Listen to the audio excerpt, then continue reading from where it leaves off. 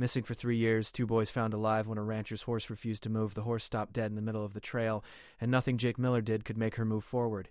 He pulled the reins left, then right. He clicked his tongue and pressed his boots against her sides. The mare just stood there, ears pinned back, nostrils flaring like she'd seen a ghost. Jake had been riding Daisy for 12 years, and she'd never acted like this before. It was late afternoon in the Arizona wilderness, about 40 miles from the nearest town. Jake had been checking fence lines on the far edge of his ranch when Daisy froze. The sun hung low, casting long shadows across the rocky terrain. Everything looked normal. Sagebrush dotted the landscape. A hawk circled overhead. Nothing seemed out of place. But Daisy wouldn't budge. Jake dismounted and walked ahead, leading the horse by the reins. She followed reluctantly, taking slow, careful steps. Then Jake saw it, a small opening in the rocks, partially hidden by fallen branches and tumbleweeds. It looked like a cave entrance, maybe 4 feet high. He'd ridden past this spot dozens of times and never noticed it before.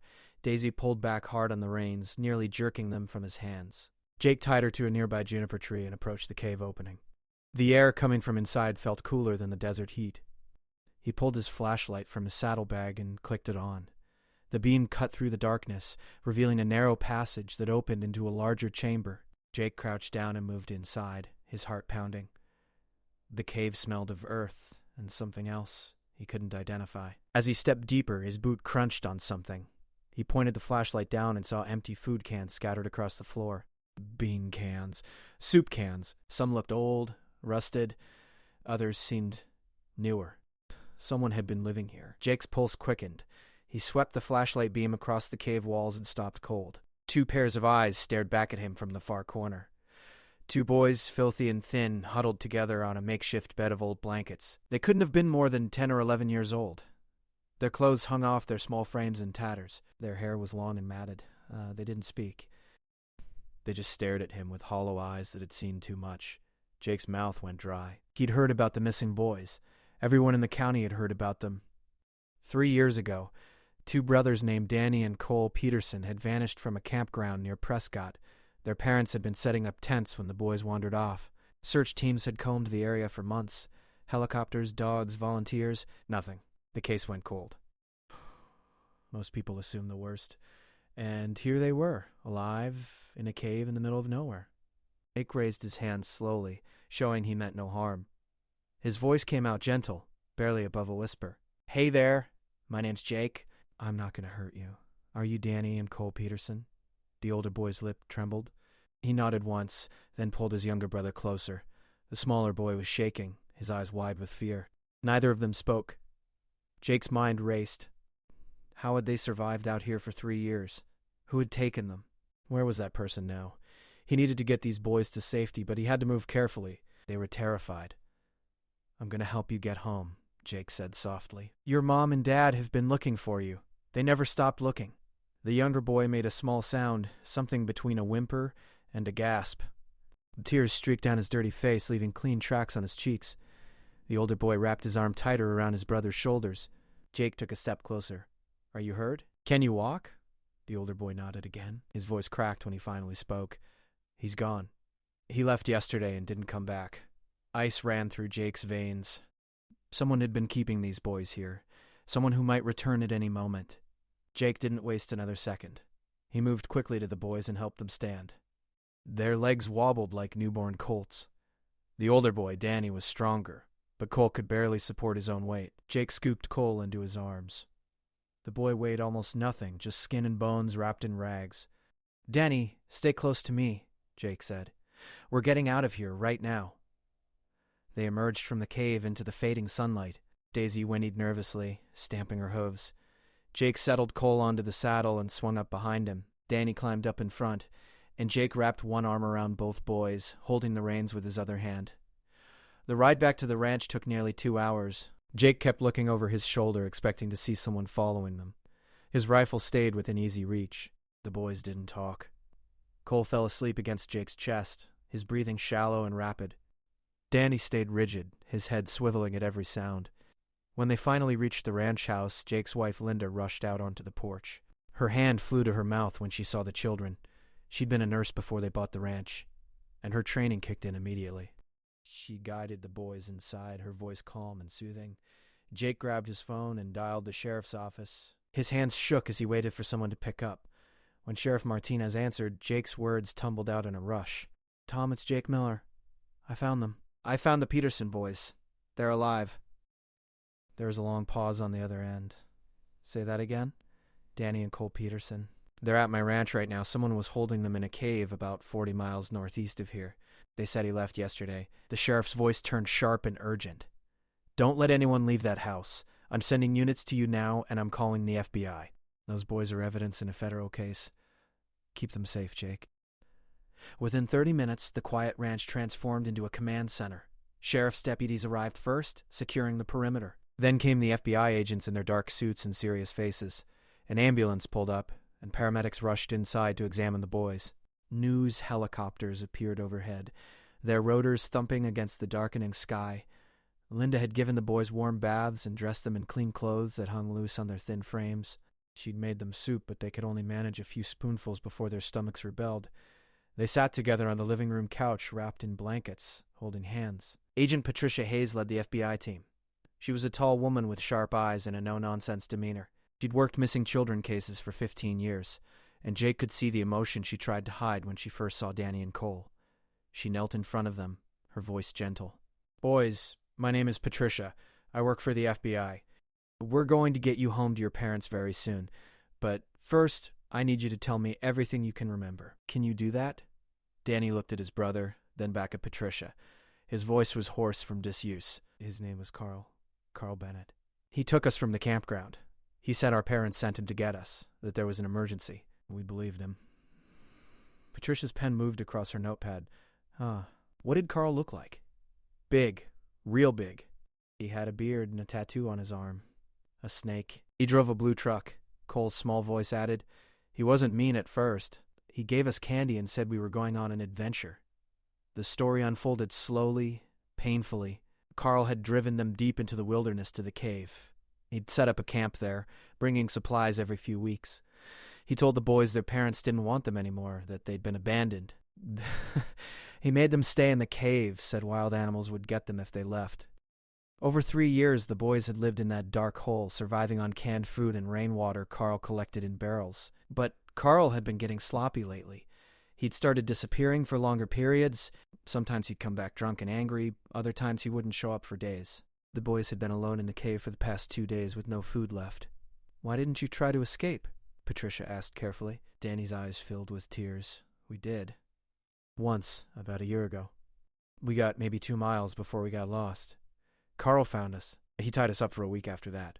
We didn't try again." Jake listened from the doorway, his jaw clenched so tight his teeth ached. Linda stood beside him, quietly crying. They had 3 kids of their own, all grown now. The thought of what these boys had endured made him sick. Patricia's phone rang. She stepped away to answer it, her expression growing darker with each passing second. When she returned, she addressed her team. "They found Bennett's truck abandoned 30 miles south of here. Empty beer bottles in the cab and a rifle in the back. He's on foot, probably knows we're looking for him by now." The lead deputy, Frank Cooper, spoke up. "He could be anywhere in these mountains. We've got thousands of acres of wilderness out there." Patricia's eyes hardened. "Then we search every inch until we find him. This man held 2 children captive for 3 years. He's not getting away." Jake stepped forward. "I can help. I know this land better than anyone. Every trail, every canyon, every water source. If he's out there, I can track him." Patricia studied him for a moment. "You're a civilian, Mr. Miller?" "I'm also the man who found these boys when your teams couldn't. I'm a trained tracker, and I'm a better shot than most of your deputies. You want Bennett, you need me." Sheriff Martinez nodded. "He's right, Patricia. Jake knows these mountains like the back of his hand. We could use him." Patricia made a decision. "Fine. But you follow my lead and my orders. Understood?" Jake nodded. "Understood." As the team prepared to move out at first light, Linda took Jake aside. Her face was pale with worry. "Be careful out there. This man is dangerous." "I know," Jake said, pulling her close. "But those boys deserve justice.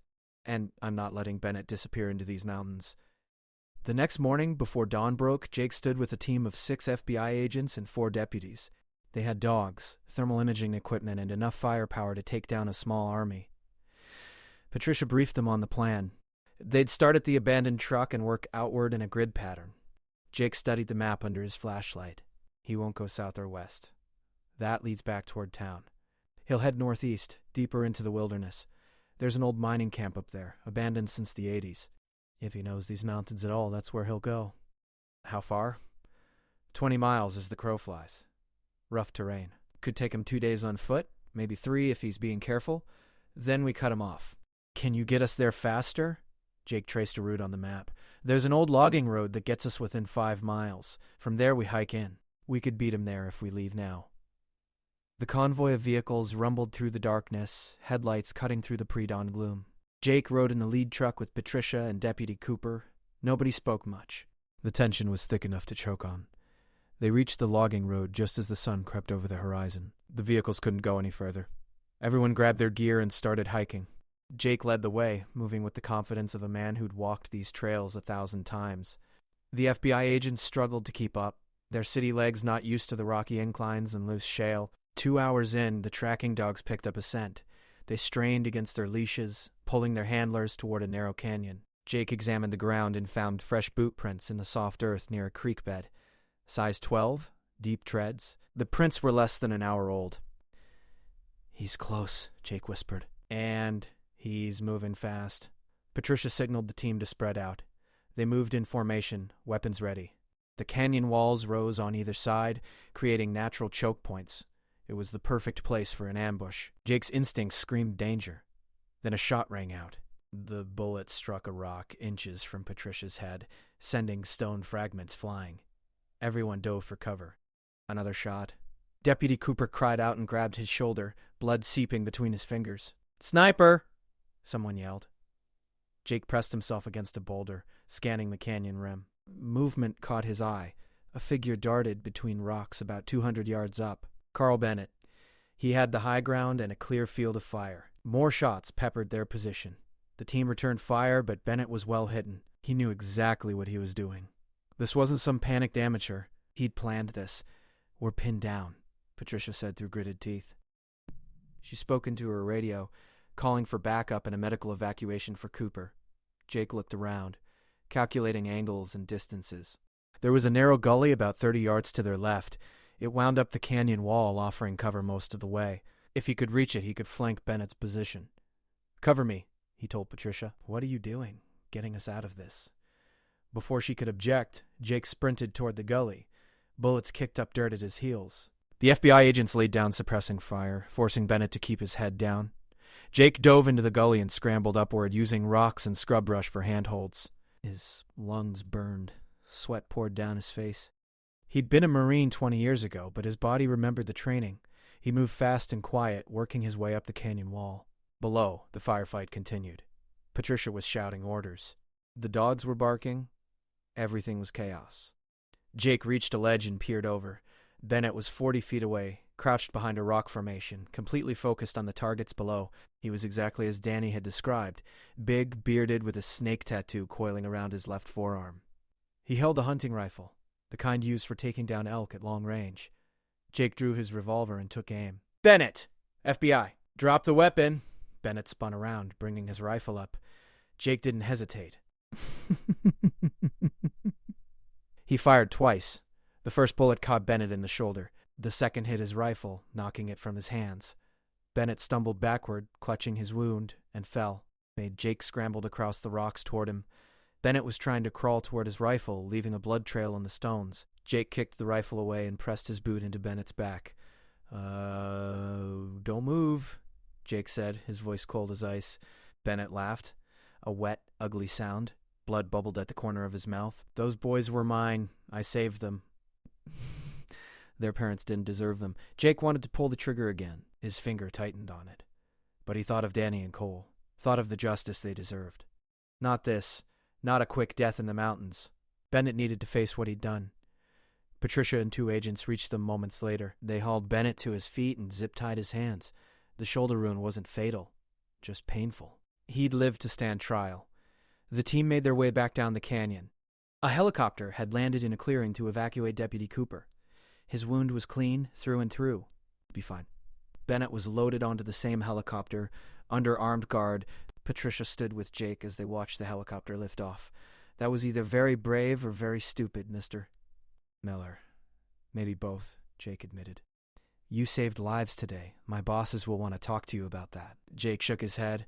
I don't need recognition. I just want those boys to get their lives back. Back at the ranch, Danny and Cole were preparing to reunite with their parents. The Petersons had been notified and were flying in from California. Linda had spent the morning with the boys, helping them process everything. They were scared, confused, excited, and traumatized all at once. When the Petersons arrived, Jake watched from the porch as Helen and Greg Peterson ran toward their sons. The reunion was everything you'd expect. Tears, desperate hugs, words tumbling over each other. The boys clung to their mother like they'd never let go. Their father kept touching their faces as if he couldn't believe they were real. Helen Peterson eventually approached Jake and Linda. Her eyes were red and swollen from crying. Thank you, she said, her voice breaking. Thank you for bringing our babies home. Jake didn't know what to say. Words felt inadequate. Linda squeezed his hand. Your horse, Helen continued. Danny told me how your horse wouldn't move. That's what made you find them. She knew. Jake thought about Daisy, standing stubborn in the middle of that trail. Horses had instincts humans had long forgotten. Maybe she'd heard something. Maybe she'd smelled something. Or maybe she'd just known that something was wrong in that place. Whatever it was, she'd saved 2 lives. The media descended on the ranch like locusts. News vans lined the road. Reporters shouted questions. Jake refused all interviews. This wasn't about him. The Petersons gave one statement, thanking law enforcement and Jake for bringing their sons home, then left for a private medical facility where Danny and Cole could receive proper care. Carl Bennett was charged with kidnapping, child endangerment, assault on federal officers, and a dozen other crimes. The trial would take months, maybe years, but he wasn't going anywhere. The evidence was overwhelming, and the boy's testimony would seal his fate. 3 weeks after the rescue, Jake received a call from Patricia Hayes. She wanted to meet him in town for coffee. He agreed, curious about what the FBI agent wanted. They sat in a corner booth at the local diner. Patricia pushed a file folder across the table. We've been investigating Bennett's background. What we found is disturbing. Jake opened the folder. Inside were police reports, photographs, and witness statements. Carl Bennett had been a suspect in 2 other child abduction cases, one in Nevada and one in New Mexico. Both cases remained unsolved. The children were still missing. We think there might be more victims, Patricia said quietly. Bennett had a cabin in Nevada and a storage unit in New Mexico. We're searching both locations now. The boys mentioned that Carl sometimes talked about other kids, other places. He was careful never to give details, but Danny remembers him saying once that Danny and Cole were special, that they reminded him of someone. Jake felt sick. You think he killed the others? We don't know. But we're going to find out. I'm telling you this because those boys trust you. If they remember anything else, anything at all, you might be the one they tell. I need you to stay in contact with the Peterson family. Jake agreed. Over the following weeks, he visited Danny and Cole at the treatment facility where they were recovering. The boys were doing better physically. They'd gained weight and their color had improved. But the psychological scars ran deep. They had nightmares. They struggled with loud noises in enclosed spaces. Trusting adults was difficult, but they trusted Jake. During one visit, Danny pulled Jake aside. The boy was quiet for a long moment, staring at his hands. There was another kid, he finally said. A girl. Carl brought her to the cave once, maybe 2 years ago. She was younger than us. Maybe 6 or 7. She had blonde hair. Jake's blood ran cold. What happened to her, Danny? She cried all the time. She wanted her mom. Carl got angry. He took her away one night and she never came back. He told us she'd been adopted by a nice family, but I didn't believe him. Cole and I heard her screaming. Jake immediately called Patricia. The FBI launched a massive search operation in the mountains surrounding the cave. They brought in cadaver dogs and ground-penetrating radar. The search took 5 days. They found her on the 6th day, buried in a shallow grave 3 miles from the cave. The little girl's name was Sophie Martin. She'd been reported missing from a playground in Flagstaff 2 years earlier. Her parents had never stopped looking. The discovery changed everything. Bennett was now facing murder charges. The death penalty was on the table. But Bennett wasn't talking. He sat in his cell, silent and defiant, refusing to cooperate with investigators. Jake couldn't sleep. Every time he closed his eyes, he saw Sophie Martin's face in the photographs Patricia had shown him. A smiling little girl with blonde pigtails and missing front teeth. She died alone and terrified in those mountains while Carl Bennett played God with children's lives. The trial began in early spring. The courthouse was packed. National media covered every moment. Danny and Cole testified via video link, too traumatized to face Bennett in person. Their words were powerful and damning. They described 3 years of psychological torture, of being told their parents didn't love them, of living in constant fear. The prosecution presented evidence of Sophie Martin's murder. Forensic experts testified about the condition of her remains. The medical examiner described how she died. It was brutal and heartbreaking. Bennett's defense attorney tried to argue mental illness, claimed his client had been helping the children, saving them from abusive homes. The jury didn't buy it. They'd seen the photos of the cave, the chains Bennett had installed, the locks on the outside of the entrance. They'd heard the boys describe their captivity. Jake attended every day of the trial. He sat in the back row, watching Bennett carefully. The man never showed remorse. He stared ahead with dead eyes, occasionally smirking when prosecutors presented particularly damaging evidence. On the final day, when the verdict was read, Bennett's expression didn't change, guilty on all counts. The judge sentenced him to life in prison without possibility of parole for the kidnapping charges, plus death for Sophie Martin's murder. As they led Bennett away in chains, he turned and looked directly at Jake. Their eyes met for just a second. Bennett smiled. It was the smile of a man who had no regrets, who would do it all again if given the chance. Jake had to restrain himself from jumping the courtroom barrier. Outside the courthouse, the Peterson family held a press conference. Greg Peterson spoke about their gratitude to law enforcement, to Jake, and to everyone who'd helped bring their sons home. Helen Peterson stood with one arm around each of her boys, tears streaming down her face. "We'll never get back the 3 years that were stolen from us," she said. "But we have our sons. They're alive. They're home, and we'll spend every day making sure they know how loved they are." Danny stepped forward to speak, his voice stronger than Jake had ever heard it. "Carl Bennett tried to break us. He tried to make us believe we were worthless, that nobody cared, but we survived. Cole and I survived because we had each other, and because we never completely stopped believing that someone would find us. When Jake and his horse found us, it was like a miracle. We want other missing kids to know that people are looking for them. Don't give up hope." The crowd applauded. Cole hugged his brother. It was a moment of triumph, but Jake knew the real work was just beginning. These boys had a long road ahead of them. Therapy, recovery, learning to trust the world again, it would take years. After the press conference, Jake walked to his truck. Patricia caught up with him in the parking lot. "The Nevada and New Mexico teams found evidence," she said. "Letters, photographs, locations. We think Bennett was involved in at least 4 other abductions over the past 15 years. We're reopening all those cases." Jake leaned against his truck, suddenly exhausted. "Will you find them?" "Maybe not all, but we'll try." "And Jake, what you did, finding those boys, it started all of this. Those other families might finally get answers because of you." Jake shook his head. It was Daisy, the horse. "She's the real hero." Patricia smiled slightly. "Maybe. But you listened to her. A lot of people wouldn't have." Jake drove back to the ranch as the sun set over the mountains, the same mountains that had hidden such terrible secrets, the same trails he'd ridden for years, never knowing what was out there in the caves and canyons. Linda was waiting on the porch. She didn't ask about the trial. She just held him while he cried for the first time since finding the boys. He cried for Sophie Martin, for Danny and Cole, for all the children who never made it home. That night, Jake couldn't settle. He walked out to the stable where Daisy stood in her stall, peacefully munching hay. He stroked her neck, feeling the warmth of her coat beneath his hand. She turned her head and nuzzled his shoulder, the same way she'd done 1,000 times before. "You knew, didn't you, girl?" Jake whispered. "You knew something was wrong out there." Over the next year, Jake's life slowly returned to normal, but he was changed. He started volunteering with search and rescue teams, using his tracking skills to help find missing hikers and lost children. He trained other ranchers in the area on what to look for, signs that something wasn't right in the wilderness. His phone number went on a list with the sheriff's office. When someone went missing, they called Jake. Danny and Cole made remarkable progress. The Peterson family moved to Arizona to be closer to the treatment facility and the support network they'd built. Jake and Linda saw them regularly.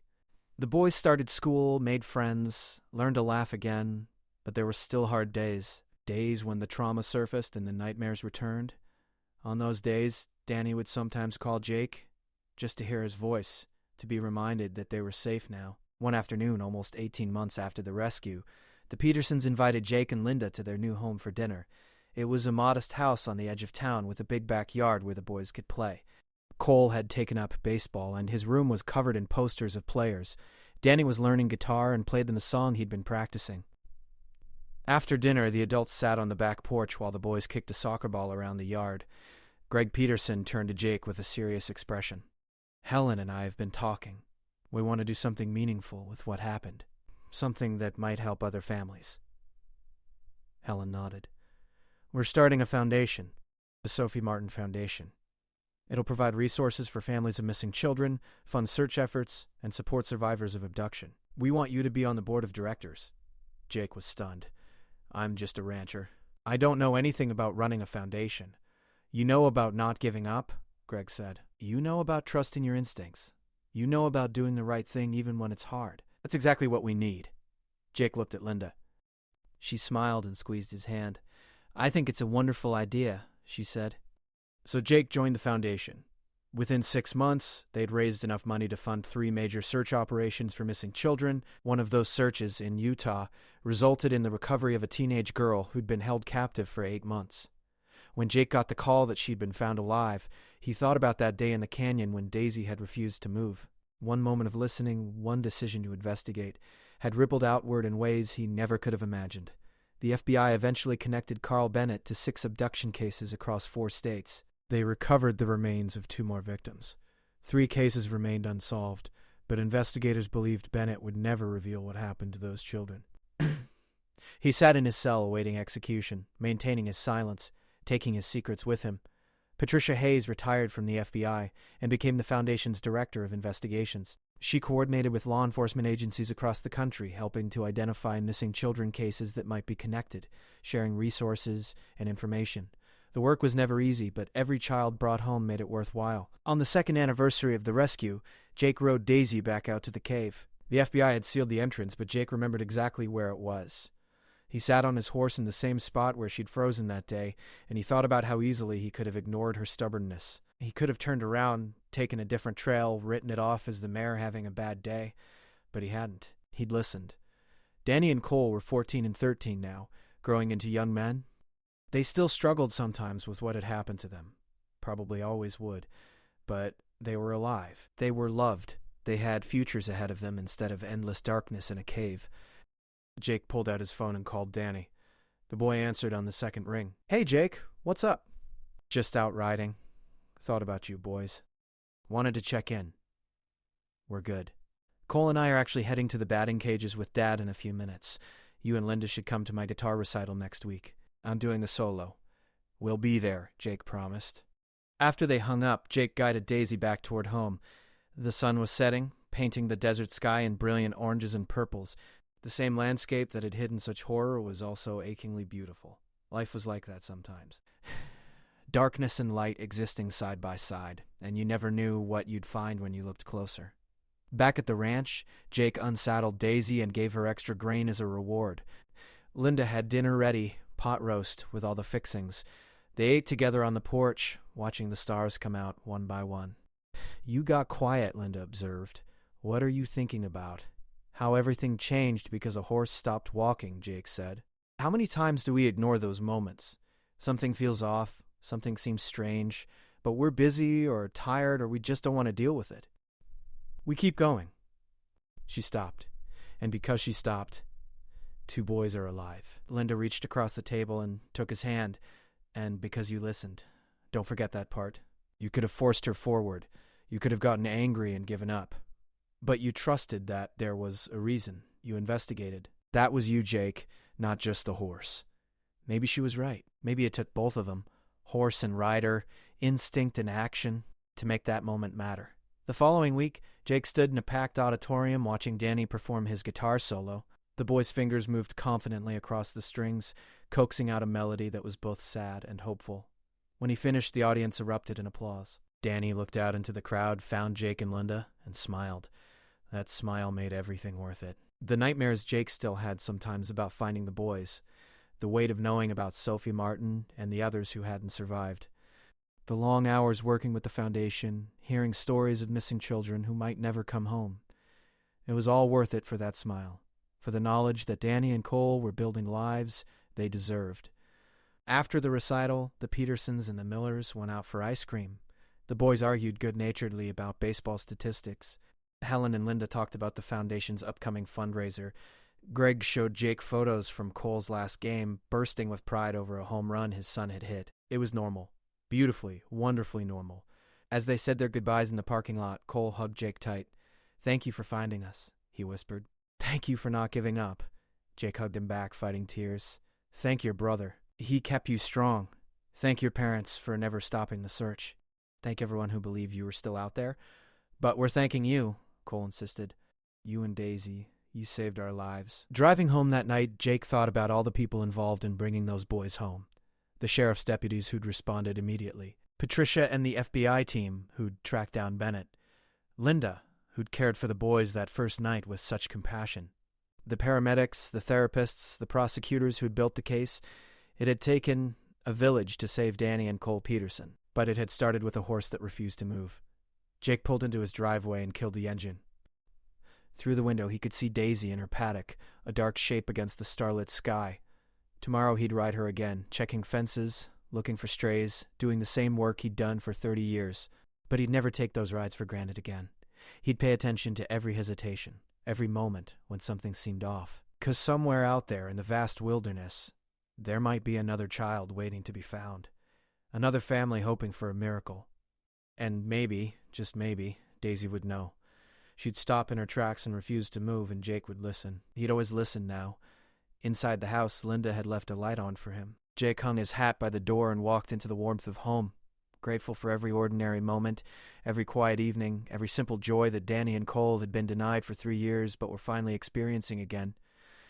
The story of the rescue would be told and retold for years to come. It would inspire others, give hope to families of missing children, and remind people to trust their instincts. But for Jake, it wasn't about being a hero. It was about a moment of paying attention when he could have easily looked away. It was about choosing to investigate instead of continuing down the trail. It was about caring enough to act. And it was about a remarkable horse who knew, somehow, that 2 boys needed help, and who stood firm until her rider understood. As Jake drifted off to sleep that night, his last thought was a simple one. Tomorrow he'd bring Daisy some apples. She'd earned them.